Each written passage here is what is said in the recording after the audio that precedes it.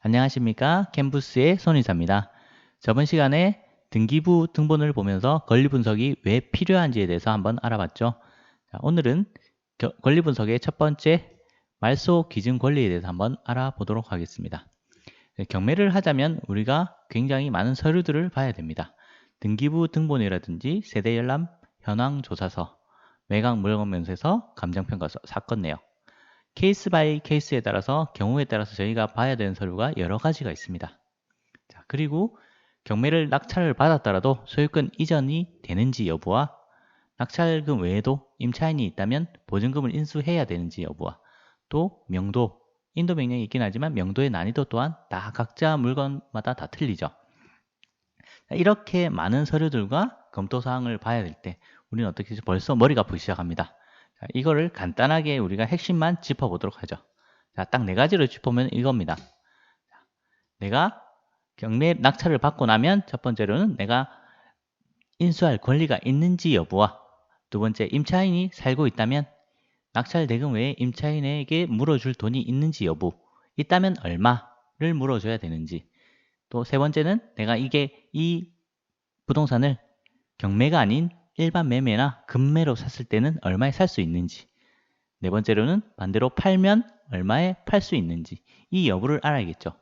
자, 세 번째와 네 번째는 어떻습니까? 우리가 아파트 같은 경우에는 우리 네이버 부동산이나 시세로 대략적으로 알 수 있습니다. 하지만 상가나 토지 같은 경우에는 시세를 알기가 조금 까다롭죠. 물론 현장에 가보는 게 제일 좋죠. 서울의 아파트가 5억이다. 근데 급매로 4억 5천에 나왔다. 5천만 원 기업인 게 굉장히 싼 거죠. 하지만 5억짜리 집을 사면서 한 번도 안 가보고 사시겠습니까? 여러분들은 어떻습니까?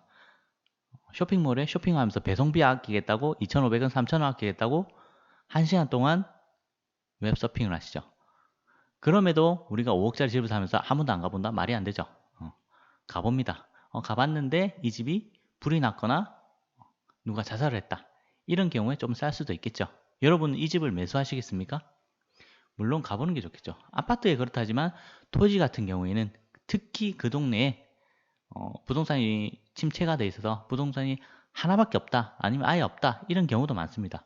시세 파악에 대해서는 현장에 가보고 여러 가지로 다각도로 경매 시세라든가 감정평가라든가 이런 걸 종합적으로 모든 걸 다 고려해 보셔야 됩니다.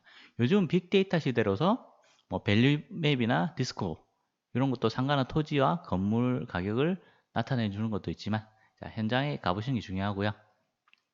자, 1번과 2번은 어떻습니까? 자, 1번과 2번이 여러분들이 오늘 공부할 권리 분석의 기초입니다. 자, 이 권리 분석이란 거는 내가 컴퓨터 앞에서 혼자 할 수 있습니다. 제일 권리 분석이 경매의 핵심 중에 제일 첫 번째가 이해화돼야 되는 게 왜일까요? 자, 권리 분석의 시작은 말소 기준 권리부터 찾기입니다. 자, 경매를 하려면 우리는 권리 분석도 해야 되고 물건 조사도 해요. 가격 조사 다 합니다. 경매 입찰을 하기 위해서는 경매 정보 사이트에서 우리가 물건을 검색을 해서 현장에 가서 중개업소도 방문하고 공시자료나 인터넷 포털 사이트, 국토부, 교통부 사이트나 호재를 검색하죠. 호재와 가격, 물건 같은 거 다 조사합니다. 그럼에도 불구하고 우리가 괜찮은 아파트가 있어요. 갔는데 안에 인테리어도 깔끔하고 신축이고 손댈 게 없습니다. 그랬는데 아파트의 권리 분석을 해보니 내가 임차인에게 물어줄 돈이 있더라 내지는 내가 낙찰받고도 인수해야 될 권리가 있더라 했을 때는 그런 물건을 조사하러 갈 필요가 없죠. 하자 있는 물건. 그래서 권리 분석이 1차로 먼저 해야지만 권리 분석이 하자가 없는 물건을 우리가 추려서 그 동네로 임장을 가시면 됩니다. 그래서 기초적으로 권리 분석이 필요한 이유고요. 자, 그렇다면 권리 분석의 기초인 제일 처음 나오는 말소 기준 권리. 말소 기준 권리라는 게 뭘까요? 자, 그림에서 보듯이 도미노처럼 말소 기준 권리가 있으면 말소 기준 권리 뒤로는 다 쓰러지면서 도미노처럼 쓰러지면서 다 없어진다 이런 개념으로 받아들이시면 됩니다. 자, 말소 기준 권리가 되는 이 권리 등기부 등본 기준입니다. 이 날짜 말소 기준 권리가 되는 이 날짜 기준으로 이후에 등기가 된 권리들은 다 후순위라 그러고요. 이전에 등기가 된 권리들은 선순위라 그럽니다. 자, 선순위 권리들은 내가 낙찰 받고 나도 인수, 내가 안아야 될 권리가 되고요. 이후에 말소기준 권리 이후에 등기부에 등기된 권리들은 낙찰 받고 나면 이 말소기준 권리를 포함해서 법원에서 깨끗이 다 없애줍니다. 자, 이게 대전제고요. 기본 말소기준 권리의 기초입니다. 이 말소기준 권리가 어떤 게 말소기준 권리가 되는지가 참 중요한 이슈가 되겠죠. 말소기준 권리가 되는 거는 우리가 기억해야 될 거는 6가지밖에 없습니다. 자, 여러분 따라해 봅니다. 자, 집에 가시면 복습 열심히 하시죠. 하지만 오늘은 여기서 다 외우고 갑니다. 6가지니까 어렵지 않습니다. 자, 따라해 봅니다. 저당, 근저당, 자, 압류, 가압류, 경매 개시 결정 등기, 담보 가등기. 제가 간단하게는 설명해 드리겠습니다. 자, 저당과 근저당 차이는 뭡니까? 자, 우리가 은행에 대출을 1억을 하면 등기부에 어떻게 찍히죠? 대부분 120% 선에서 채권 최고액이 1억 2천으로 잡혀 있습니다. 경매를 낙찰받고 나면 우리 은행에서 손해를 보지 않기 위해서 채권 최고액을 잡아놓죠. 자, 이거를 내가 돈이 생겼을 때 5천만 원 갚았다. 그럼 지우고 등기부에 5천만 원 쓰면 요거는 저당이고요. 하지만 우리가 돈을 갚았다고 해서 5천만 원 1억 2천 채권 최고액에서 5천만 원 갚았다고 해서 등기부는 어떻게 변하죠? 그대로 1억 2천입니다. 자, 집에 안 좋은 일이 있어서 누가 아프다 수술했다. 그래서 난 다시 3천만 원을 더 빌려야겠다 수술 비용으로. 그래서 추가로 3천만 원을 빌렸습니다. 5천만 원 갚고 나서. 그랬을 땐 채권 최고액이 변합니까? 절대 변하지 않습니다. 자, 이 한도 내에서 왔다 갔다 할 수 있는 게 근저당이에요. 그리고 압류, 가압류. 압류와 가압류는 압류는 국가에서 하는 거고 가압류는 개인이 하는 겁니다. 세금 안 내면 우리 등기부에 압류가 되죠. 가압류는 내가 이 사람한테 돈을 빌려줬는데도 불구하고 돈을 갚지 않아요. 그러면 재판을 해서 판결을 받아야지만 내가 이 사람을 경매에 집어넣을 수가 있죠. 그 사이에 그 사람이 채무자가 이 부동산을 팔아버린다. 그랬을 때 난 멘붕이죠. 그래서 이 사람이 처분하지 못하게 잡아두는 역할을 가압류라고 그럽니다. 압류는 국가에서 하는 거고 가압류는 개인이 하는 거다. 경매 개시 결정 등기라는 말은 이 부동산이 경매에 들어갑니다 하고 등기부에 기재를 하는 거고요. 담보가 등기는 말 그대로 근저당의 역할이라고 생각하시면 됩니다. 근저당의 역할과 비슷하다. 우리 현실에서는 담보가 등기, 현실에서는 이런 경우가 있죠. 친구야, 우리가 어릴 때부터 친구인데 나한테 1억만 빌려줘. 하지만 어릴 때부터 친구지만 내가 널 뭘 믿고 우리 집 시가가 마린시티에 사는데 얼마나 비싸니?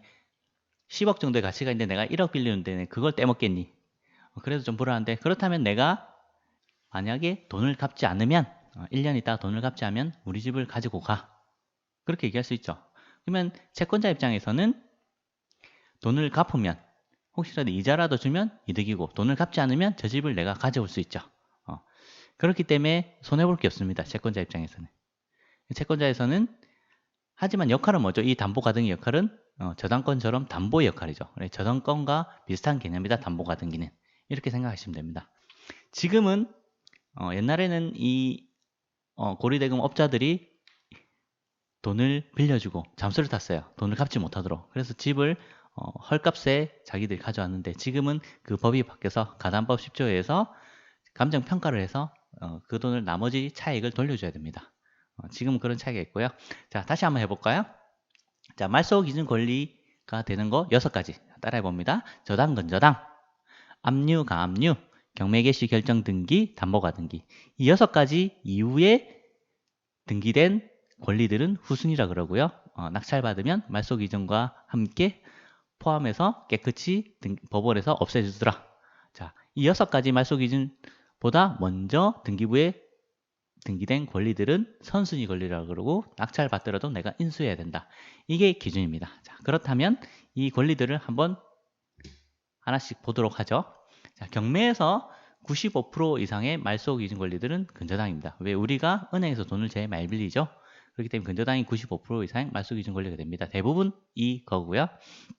자, 그렇다면 예를 들어서 하나 볼까요? 근저당이 말소 기준 권리인 경우 권리 순서가 날짜별로 본다면 근저당 3억이 있고요. 전입신고 5천만 원, 가압류 7천만 원, 근저당 8천만 원, 그리고 이미 경매 신청을 했습니다. 여기서 D가 경매를 신청했네요. 그렇다면 여기서 말소 기준 권리를 찾아본다면 아까 말씀드렸죠. 6가지. 뭐였죠? 저당, 근저당, 압류, 가압류, 경매 개시 결정 등기, 담보가 등 이 6가지 중에서 누가 D가 신청했든 C가 신청했든 누가 경매를 신청하든 아무 상관없이 이 6가지 중에서 제일 빠른 권리가 말소 기준 권리가 되는 거예요. 여기서 말소 기준 권리면 뭐죠 그럼? 첫 번째 A인 근저당 3억이 이 말소 기준 권리입니다. 누가 경매를 신청했든지 아무 상관이 없고요. 자, 하나 더 볼까요? 자, 그렇다면 전입신고, 근저당, 가압류, 압류, 경매 신청. 여기 중에 우리 말소 기준 권리가 될 수 있는 거 6가지 중에 제일 빠른 게 뭐죠? 누가 신청했든지 아무 상관없이 경매에 신청했든지. 자, 전입신고는 안 되고 근저당이 말소 기준 권리가 되겠죠? 그리고 두 번째 압류, 가압류에서 가압류가 먼저 나오고요. 그 다음에 첫 번째 권리고 전입신고, 근저당, 경매 신청 중에 누가 경매에 신청했든지 아무 상관없이 말소 기준 권리가 될 수 있는 6가지 중에 제일 빠른 거, 요 가압류가 말소 기준 권리가 되겠죠. 자, 똑같이 가압류, 전입신고, 근저당, 압류, 이미 경매 신청 중에 누가 경매 신청했든지 상관없이 말소 기준 권리 6가지 중에 제일 빠른 거, 여기 2010년 1월 5일에 가압류가 말소 기준 권리가 되는 거고요. 자, 전입신고,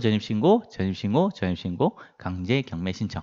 이 중에 누가 경매 신청했더니 아무 상관없이 말소 기준 권리가 될 수 있는 거 6가지 중에 제일 빠른 거. 전입신고는 안 되고요. 강제 경매 신청. 이게 바로 제가 말씀드린 경매 개시 결정 등기입니다. 경매가 들어간다고 등기부에 올리는 거.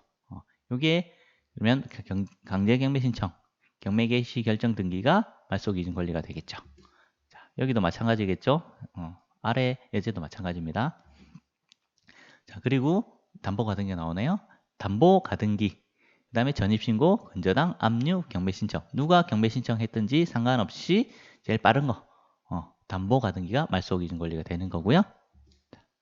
그리고 순위보정가등기, 전입신고, 근저당, 압류, 경매 신청 중에 말소 기준 권리가 될 수 있는 것 중에 제일 빠른 거, 순위보정가등기는 아니죠. 그러니 이건 매매 예약이라고 생각하시면 되고요. 이건 아니고요. 전입신고도 아니고. 그렇다면 이 근저당이 말소 기준 권리가 되겠네요. 생각보다 말소 기준 권리 찾는 것은 어렵지 않죠. 자, 그렇다면 우리 실제적으로 한번 볼까요? 자, 등기부 현황에서 우리 구독자 기준으로 봅니다.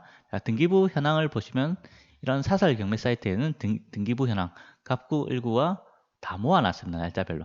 이렇게 봤을 때 갑구도 있고 일구도 있죠. 2008년도 5월 27일 소유권 이전을 매매를 했고요. 자, 2번, 3번, 4번, 5번 중에 말소 기준 권리 될 수 있는 거 6가지를 한번 찾아볼까요? 근저당 가능하고요. 가압류 가능하고 경매, 강제경매, 임의경매 다 가능하죠. 이 중에 제일 빠른 거 근저당. 이 근저당이 말소 기준 권리가 되는 겁니다. 자, 뒤편으로 보시면 말소 기준 등기란 말이 있죠. 자, 요거 뒤로는 이 기준을 포함해서 뒤로는 다 소멸이라고 써 있습니다. 자, 뭐 간단하죠. 생각보다 간단합니다. 자, 말소 기준 권리 찾는 것도 이런 사설 경매 사이트에서 다 나와 있죠. 자, 요즘은 다 대부분 맞기 때문에 어렵지는 않습니다. 하지만 이 사설 경매 사이트, 구독자 사이트를 다 100% 믿을 수 있을까요? 자, 그렇지는 않습니다. 밑에 보시면 어떻게 써 있죠? 본사의 정보만으로 발생하는 문제에서는 책임을 지지 않습니다. 자, 내가 정보를 가르쳐는 줄게. 하지만 책임은 안 져. 책임은 네 책임이니까 참고만 하세요. 라고 적혀 있죠. 자, 그렇다면 우리 실제로 구독층에서 한번 어떻게 적용되는지 한번 볼까요?